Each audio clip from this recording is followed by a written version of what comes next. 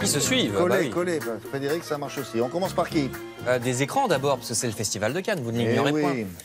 Enfin, un film sur Barbara, un biopic sur la grande chanteuse qui nous a quittés il y a 20 ans, film de Mathieu Amalric, vous voyez, Libération nous en parle, avec dans le rôle Jeanne Balibar. C'est vrai qu'elle était faite pour ce rôle, Jeanne Balibar.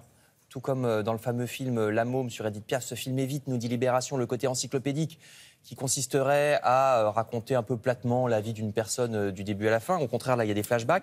Et Libération trouve que c'est très très bien.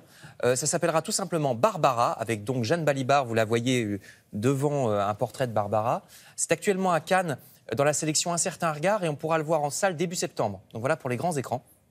Je passe maintenant au petit, puisque les pages week-end de la Croix consacrent un article à notre tout nouveau site internet, le site replay de France Télévisions, qui a été entièrement refondu. Vous savez, ça s'appelait Plus avant.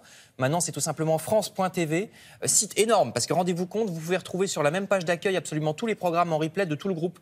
Donc la 2, la 3, France 4, France 5, l'Outre-mer, si vous voulez revoir une chronique Télématin, ou bien le 20h d'avant-hier, ou un programme régional de la 3, ou une station de France O, Nouméa ou Guyane, bah vous pouvez. France.tv conseille le journal La Croix. Et les journaux nous conseillent aussi des sorties. À Paris ce week-end, non pas à Paris, dans le Parisien, oui c'est aussi à Paris. Le Parisien nous rappelle que le Palais de la Découverte, tout près des Champs-Élysées, fête son 80e anniversaire. Alors emmenez-y vos enfants parce que le Palais de la Découverte c'est très bien. C'est l'endroit où, vous savez, il y a des profs aux allures de savants fous qui font des expériences scientifiques devant les enfants et les gamins adorent en général. Ils apprennent des choses sans s'en rendre compte. Pour son anniversaire, le Palais de la Découverte est gratuit tout ce week-end.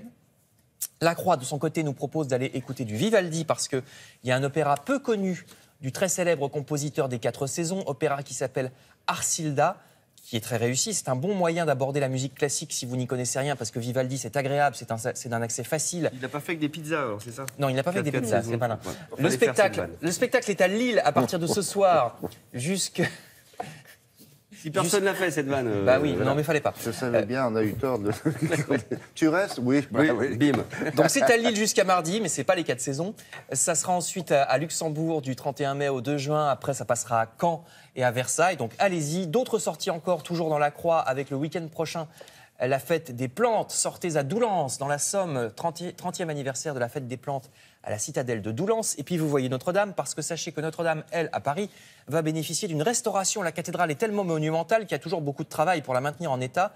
Et de plus en plus, on essaye, nous dit l'article, de faire des travaux écologiques avec les matériaux les mêmes qu'au Moyen-Âge, parce qu'on s'est rendu compte que les produits chimiques d'aujourd'hui attaquent la pierre. Oui. Donc il vaut mieux refaire comme à l'époque, c'est pas pour rien qu'ils faisaient comme ça. C'est un peu plus long peut-être, non? C'est peut-être un peu plus long, mais ça tient plus longtemps. D'accord. C'est Et mieux. ça coûte plus cher? Non. Je ne sais pas. Enfin, je termine avec la préparation des repas de ce week-end. C'est la quinzaine du commerce équitable en ce moment, cette semaine et la semaine prochaine. Les produits équitables, c'est-à-dire qui vous garantissent que les producteurs ont été payés au juste prix.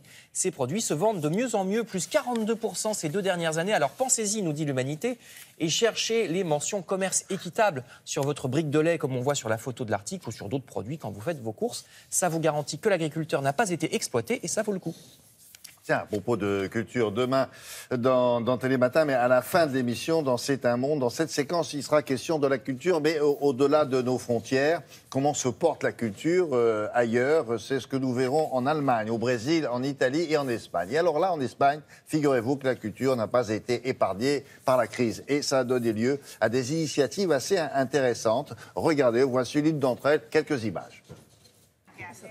Pour résister, les Espagnols ont inventé une nouvelle façon de faire du théâtre à tout petit budget, le micro-teatro. Dans une salle de 15 mètres carrés, les acteurs jouent une pièce de 15 minutes devant un public de 15 personnes.